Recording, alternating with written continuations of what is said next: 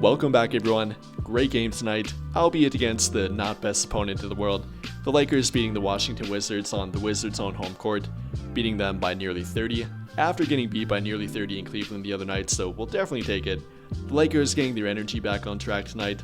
Luka having a 30-point triple-double tonight, not to mention the first Laker triple-double by halftime ever, so congrats to him and definitely something to point to. And I actually did a live stream in this game following the game tonight. Be sure to tune in next time, but for those of you who did not tune in, I covered my top 5 takeaways from this game, what stood out to me, who played the best, who maybe did not play the best, if Rui Hachimura will be a Laker after this game. I talked about all of that, and here are my post-game thoughts. So hopefully you enjoy it, and be sure to drop a like and hit that subscribe button if you have not already.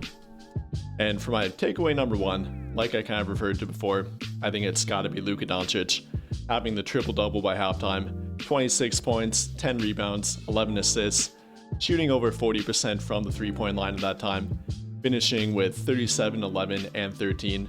Absolutely insane. So nothing to complain about with Luka.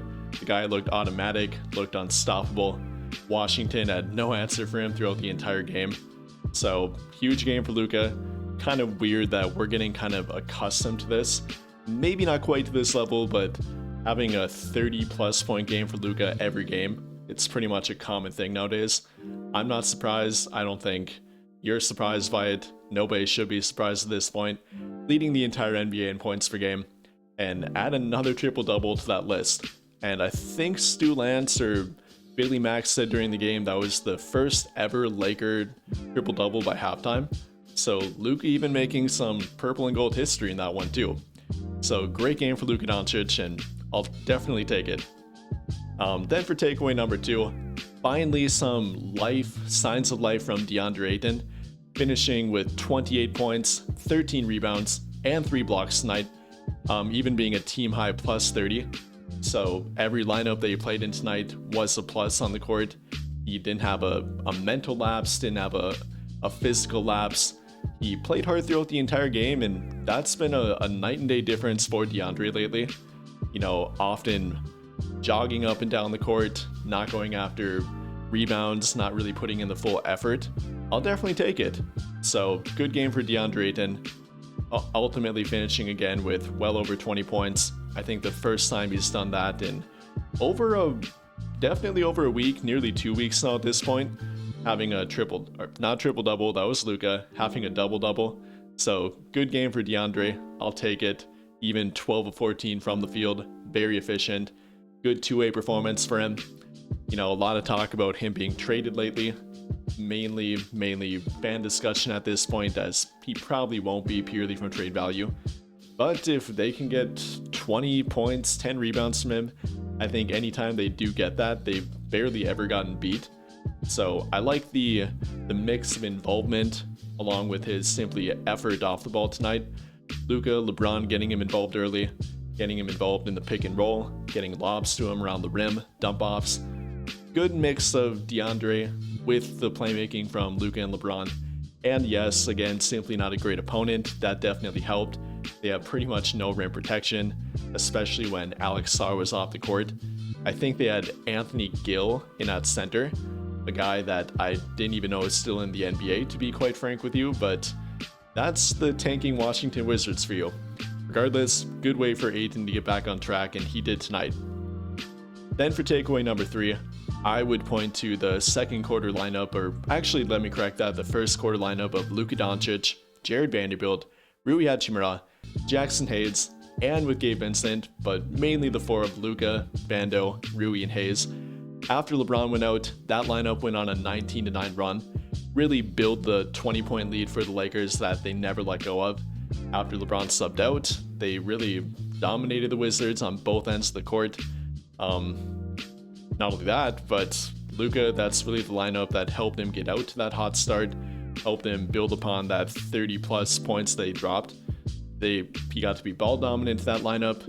Not only that, but the 3-man combination of Luka, Rui, and Jackson Hayes have a plus 4.3 net rating this season. After this game, I'm guessing nearly a plus 5 net rating.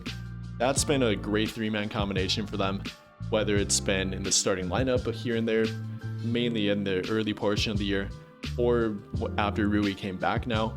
That's been a good bench starting lineup, kind of mixed rotation for them.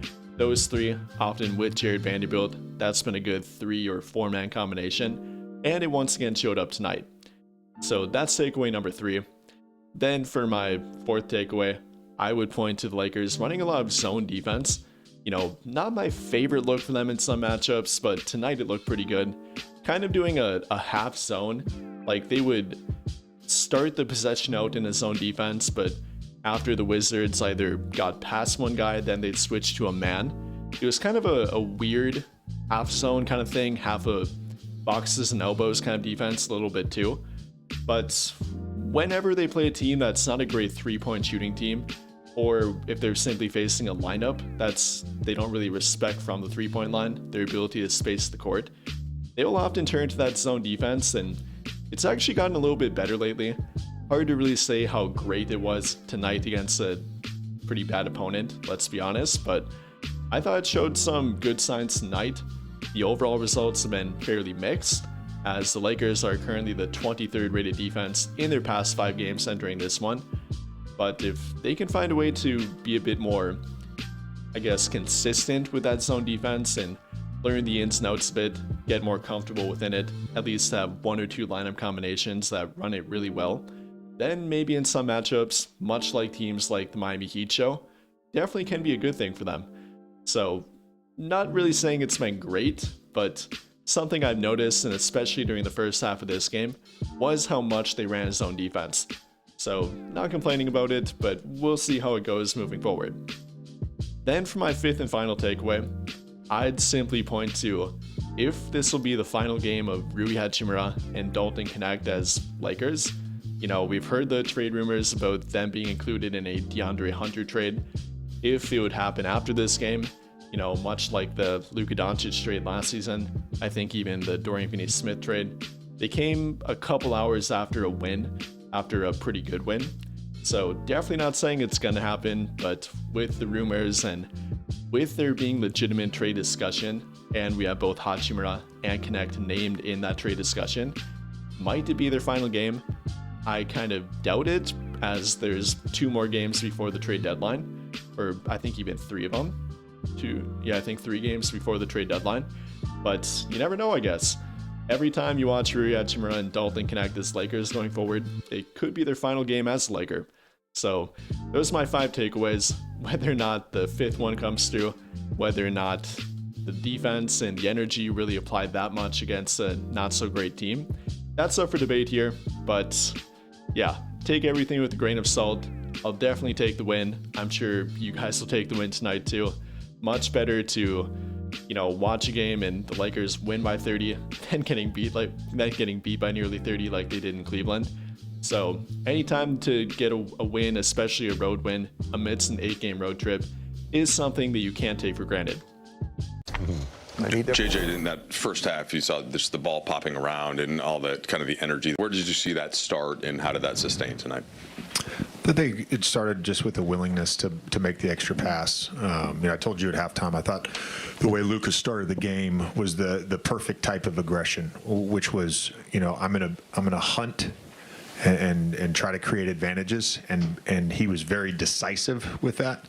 And there was a downflow that happened because of that. They started blitzing. They put 2 on the ball, and throughout that half, really throughout the game, I thought we just did a great job of making the extra pass. 38 assists, 23 in the first half. Outside of the last 3 minutes of the third quarter, which was an abomination to all that is sacred to the basketball gods, we played 45 minutes of really, really good basketball and really unselfish team basketball. Is a first half triple-double just sort of self-explanatory in a guy's skill set? I mean, it's remarkable. This is the second time it's happened in his career, and I think he just came out again with the right mentality, the right mindset, and I do want to just reiterate just how decisive he was in everything he did, and really just bent the defense, and obviously to get the defensive rebounds and get a triple double is fantastic. Not too long ago, Aiden was speaking about his touches, and you said that as a team, as a staff, we have to make sure we get him looks early. That was the case today, and he ends up with one of his better games of the year. Yeah. How have you seen that work? As I don't know if it's a motivating factor or it's an activation type of factor, but how has that been part of his success on nights like tonight? Thought we did a good job, whether it was out of pick and roll in the blitz, getting him the ball at the front of the rim. We also did a really nice job when he did have a mismatch down there of finding him on some early seals, and then when we were able to beat our guy off the dribble or create an advantage out of a screen when he was in that dunker, we did a nice job of finding him. So again, I think he can get 14 shots without a play called for him, and we're trying to create advantages to then allow him to get those shots at the rim or get those shots right at that 8 foot, 6 to 8 feet. His touch shot is unbelievable. So just a great job from him tonight. And 5 offensive rebounds, 13 overall rebounds, 3 block shots, a steal. Just his activity level for the full game was awesome. And sometimes 2 points could be more than 2 points. What'd you make of the dunks from LeBron tonight and how they gave energy to the group? Yeah, the early rumors are that the league is going to try to get him in the dunk contest this year. There's some juice left in those legs, apparently. All right, DeAndre, where it seemed like the rhythm that you guys found on offense right away came early in the first quarter, and a lot of the screen roll action with you and Luka. What were you seeing to be able to capitalize on it like that? I'm really just trying to put energy into the ball, come out aggressive, and just be physical from the start. Get all our points in the paint. Just set the tone early. Luka being Luka, doing Luka things, triple-double in the first half is insane. But him just getting us going and making sure we're on top of our roles and the defense starting our offense and giving us momentum. Energy found ball tonight. So it did seem like you were really finishing a lot of your roles all the way to the hoop tonight. Is that something you noticed about the way that they were playing you and being able to get behind like that? Yeah, and the way how they were, throwing hits at Luka, sending 2 at him. It just took up that space that they, that they gave us, and just take what the defense give you. Luka was moving the ball a lot, where he collapsed down to the paint, and I got to finish where I'm used to finishing at. So that's what got rolling. How would you rate your pass to LeBron for the dunk? That was terrible. And the dunk. I told JJ, I said, if it was not LeBron James at the end of that alley-oop, I would be right there sitting next to you. And he started laughing, which was a fact, because I'm like, yo, I threw it out of bounds. I threw the ball out of bounds. I'm like, yeah, it was one of those things you see on Bleacher Report where, LeBron do spectacular things, and that was one of them. I'm over there like this, like, yikes. And I saw the left hand, and yeah, he did that. And he looked at the hand. I'm like, wow, I'm like, yeah, he did that. I was shaking my head. I know I was a little embarrassed, but I'm just happy it was LeBron James that caught that. Trust me. Defensively tonight, what did you guys get some energy from the offense, or just the way the ball was moving? No, it was really the defense. Just communicating, pumping each other up. Us getting stops, and these loose balls, the 50-50 balls, 50-50 chances. The kick aheads. LeBron's posting up. Mismatches on some of our stops, just to get us going, and getting and one plays and. Then we get right up plays like ATOs and right up and ones because, they're so discombobulated from how we've been running in transition and scoring in transition. So, it really gave us great flow tonight. Fine rhythm, and Luka got a chance to pick apart their defense. I know guys look forward to playing in Madison Square Garden. Typically, what do you guys need to carry forward from this, or what do you need to do in that game?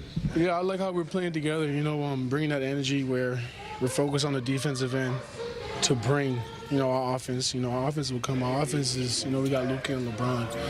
It's going to come, but, just us putting that extra effort on the defensive end is really, having us in the flow where we don't have to do too much on the offensive end. We run down, rebound the ball, close out these possessions, and, let Luka and Bron do their thing. A number, LeBron, after the good start, kind of collectively, just a number of highlight plays. Obviously, the crowd gets going. With all of your dunks, I assume that you like Bronny's more? Oh, for sure. I gave him a lot of on the block one, though. He supposed to punch that one for sure. But for sure, I will always get extra hype and more, get everything out of it, for my kids' success, all three of them. It must be tough to, put that in proper perspective while you're in game mode, like while you're playing well, while you're doing what you did tonight on the court. But does that, can you describe kind of the feeling of seeing that when you're sitting courtside? Yeah, I mean, the kid's been putting in a lot of work over the last couple of years being a pro, and when he gets an opportunity, he's just trying to make the most of it. In the short spurs that he gets. So just super proud that he goes out there and be a professional with the rest of the guys that's on the floor, and was able to, get a dunk to go, a couple free throws. It was pretty cool. Is a first half triple-double kind of sort of self-explanatory in just in what it shows like for Luka in a game like this? Yeah, he's beyond special. You have Bronny number 1, but if you could rank 2 through 4, the lob from Ayton, the lob from Smart, and the off the dribble on Sarr. I don't know. I'll let my LeBron faithful fan group rate him. I love those guys. JJ, you hope that the league's going to call you and try to get you in the dunk contest after tonight? Shit. No chance.